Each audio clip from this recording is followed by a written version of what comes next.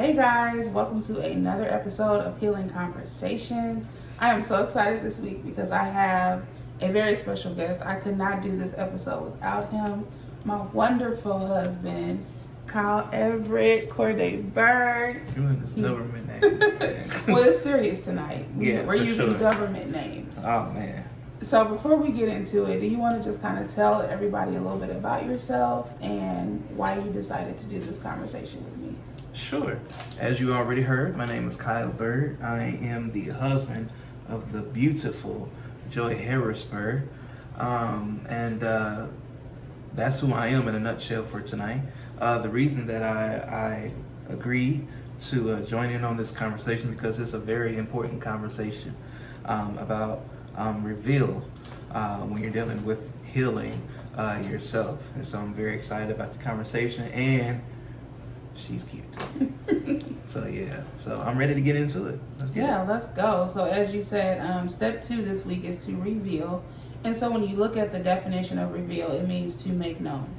And so for me, the main way that I revealed that I had issues from my childhood was through triggers. And let me tell you, I didn't know I had so many emotional triggers until we got into a serious relationship. So the devotional that I'm going to read today is called Pull the Trigger.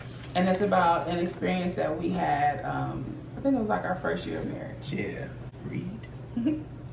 I didn't know about triggers until I got into a serious relationship. Emotional triggers are the surprises that we get when someone we love or a situation causes us to have a reaction that we haven't processed yet. Growing up, my father struggled with alcohol addiction. There were times that he would raise his voice at me in anger. You don't realize how these things affect you until you get older. I spoke earlier about my husband elevating his tone with me. He wasn't yelling, but it took me back to a moment in my childhood. I felt like the little girl being reprimanded by her father, and I didn't like it. My husband was pulling on a trigger that I didn't know existed. Your emotional triggers are old wounds that need to heal. Trust me, I know that is easier said than done. First thing you have to do is realize what is happening now is not what happened then. Next, you have to determine what you were feeling at that moment and rid yourself of that belief.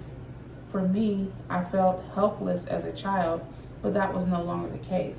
I replaced that negative feeling with a positive one. I went from feeling helpless to feeling powerful. You have the power to control your emotions and how you respond when triggered. Once you release your old triggers, you can view the world from an entirely different place, instead of through the eyes of your scared inner child. Time does heal all wounds, but not until after the wounds have been felt. So my scripture reference for this devotional was Psalm 30:2, and it says, "Lord, my God, I called to you for help, and you healed me."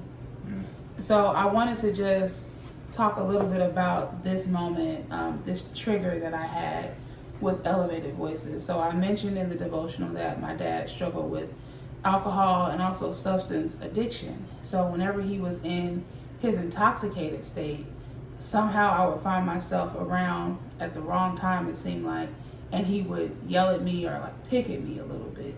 And for the most part, I just kind of brushed it off because I'm like, he's intoxicated. I'm not going to worry about this. I'm going to think about something else. I used to daydream a lot when I was a kid. Daydream that I was somewhere else doing something else and just push those thoughts aside. The problem with that is when you don't process the pain in your past, Right. It has a way of sneaking up into your future. And that's exactly True. what it did on what seemed to be a harmless conversation that we were having. And it turned into a passionate conversation, which led to you elevating your voice, which led to me crying on the couch in a state of confusion as to what just happened. Why am I feeling this way? Why am I reacting this way? Right. I had no idea that the raising of a voice was a trigger for me. And so, how did you feel about that? Because I know you had to be looking at me like, what in the world is going on? So when it happened, I was more so kind of confused. It kind of came out of nowhere. Yeah. And so I wanted to make sure that I didn't say anything off to upset you more than anything.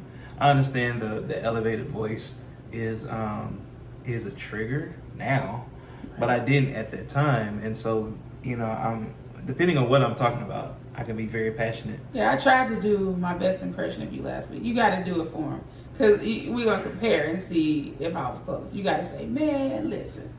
Man, listen. There it is. That's it. That's it. Except it was a little bit higher that day, but that was it. Well, it is what it is.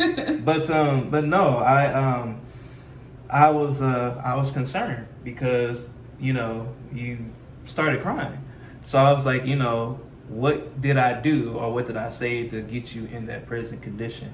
Right. And so after everything was said, you kind of told me exactly what was going on, and so I was able to kind of adjust and understand that I was pulling a trigger that I didn't know existed. Yeah, me neither. Because you didn't know. Right. And so that's the important thing. So I know that I had the triggers that I was dealing with, but prior to us being in a relationship, did you have any experience with triggers or someone just causing you to react a certain way and you just weren't sure why you were acting that way? Oh, absolutely. Okay. Absolutely. When I was younger, I had a major anger issue. And I had no idea where it was being triggered from. I had no idea where it came from. Right. But all I know is when it came, it was different. It was like a flood of emotions. Man, and they could not be stopped for anything. So the only thing I knew how to do at that time was lash out.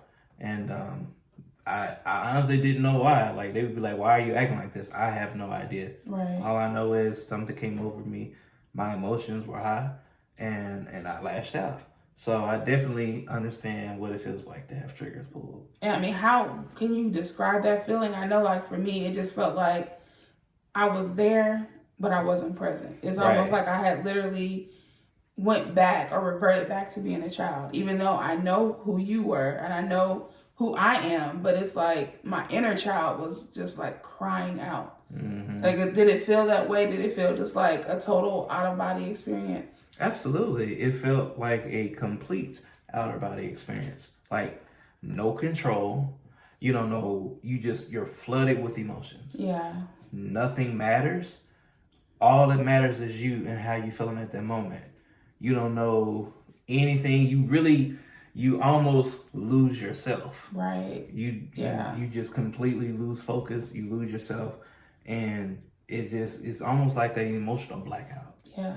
And I mean, how do you deal with that? Because we're talking about you need to reveal your pain. Mm-hmm. But how do you reveal your pain? Like, let's say we were not in a relationship. Right. And so I wasn't pulling on any triggers. How can you reveal pain that you have without being triggered? Man, that's a great question. I think the best way to reveal pain without being triggered is try your best to do a self awareness. Try to be self-aware of who you are and what you do like and what you don't like. Right. Just on a surface level. Yeah. You know what I'm saying? So if you don't like certain attributes that people do, okay, why? Is it just something you just don't like? Or is there a trigger that's involved in that? Or is it something deeper? Is there something that you need to explore? You need to explore. Yeah, you get that reaction. Absolutely. So kind of like self-evaluation, like evaluate the relationships that you do have. Mm-hmm. And if you keep running into the same situation with every single person that you're around, mm-hmm. maybe it's not them. Maybe the problem is actually you. Yep. Maybe there's something that's actually deeper that you need to deal with. Mm-hmm. And honestly, that's something I wish I would have done before we got married. Mm-hmm. Because when we were dating, we were just in love and, movie time, Denny's, let's do this, let's do that. But as far as like those deep self-evaluation conversations and those hard conversations about our past and our life, I think that's something that we could have definitely had more of. Absolutely. And just like leading into that, how do you discuss your triggers with your partner? Because that is a hard conversation. Very much so. I think the best thing that we did is we became friends first. Right. You know what I'm saying? So it wasn't like, hey, you kind of fly. Let's go hang out. You know what I'm saying? It was more so on, the first thing I said to you was like, yo, you like movies? You was like, yeah. I'm like, yo, let's go to one. Right. Nothing we were just cool. We like movies. And from that, we evolved into a good conversation and became friends in the process. And so I think you have to be comfortable. And the reason I say that is because of this. If you're not friends with your spouse, then it's going to be very hard to have a conversation that's really deep and serious. Right. Because you have to understand how they communicate, how you communicate. Right. You know what I'm saying? Yeah. So you have to be friends first, but you also have to feel like you're in a safe place to have that conversation. Create a safe space for healing. Absolutely. A safe place for healing. Absolutely. And a safe place to reveal. That's true. You know what I'm saying? Because sometimes that reveal is hard because you pushed it aside. Right. Then more than likely it's something that you don't even want to think about yourself, let alone talk to someone else about. Absolutely. So definitely creating a safe space where you can just be vulnerable and transparent with whoever it is. If it's not your partner, if it's a therapist, if it's your pastor, if it's a trusted friend or family member, anyone, it has to be a safe space for you to feel comfortable to do it. And so like once you reveal it, right? You expressed it to whoever you need to express it to. Right. You know that there's something there. What do you do with it? You, well, first of all, you, like you said, you have it, you revealed it, you've talked about it.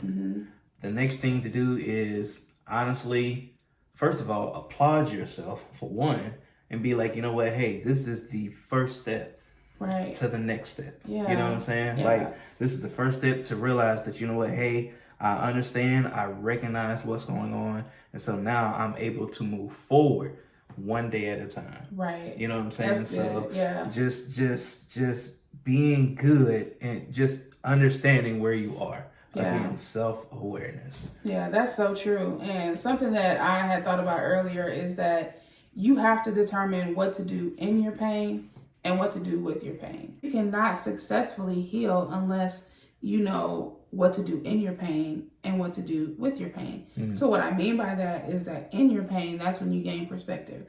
That's when you realize that, hey, there's something deeper going on that I need to heal. Right. And then, but you can't stay there. You have to make the decision on what are you going to do with that? Absolutely. Are you going to bottle that in? Are you going to just blame everyone else? Are you going to say, there's no hope for me, I'm broken, all these people hurt me, I'm not going to do anything, it's not on me, it's on them? Or are you going to take the steps and put in the work to heal? And that's what I had to do, because I was in a period in my life where I realized I was broken. This is even before us. I knew that I had some issues. I didn't know to what extreme. Right. But I was on this path of, they did this to me.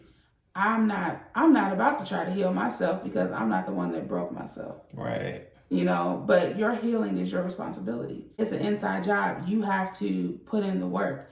And I kind of talked about this last week. When you're in pain, like physical pain, you're going to do whatever you can to stop that physical pain. Absolutely. And I think we need to be just as tenacious with our emotional pain. Like, man, there's something emotionally wrong with me. Absolutely. And I need to do whatever I can to no longer feel this way. Absolutely. And so there's this quote I read. It said, your pain often reveals God's purpose.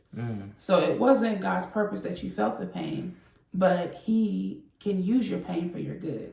Like, he has an amazing ability to turn coal into diamonds. Man. He can use your pain for your purpose. Yeah. And that's what I really wanted to portray with this devotional, Pull the Trigger. Pull the trigger, reveal it, settle in it, release it, and then let it go. Absolutely. And walk forward into your purpose. Right. I know you read this before everyone else, but what is your final thoughts on this devotional? You know, my final thoughts on this devotional is simply this: reveal is necessary. Yeah. You have to understanding your triggers, or having your triggers pulled is really the start of the healing process, if you ask me personally. Yeah. Because even if you think about any other trigger, in the actual sense of it, if you think about a gun, the gun itself is nothing without the trigger. Right. You have to have that trigger in place for you to even use the gun, because without the trigger, there's no purpose for a gun. Wow. You know what I'm saying? That's good. Yeah. So you have to have a trigger to recognize the fullness of what you need to go to the next step. That's so true. That is so true. And once you know those triggers and it's revealed, step 3 is to feel. And so next week I have a special guest that's coming, and we're going to talk about feeling all of the feelings.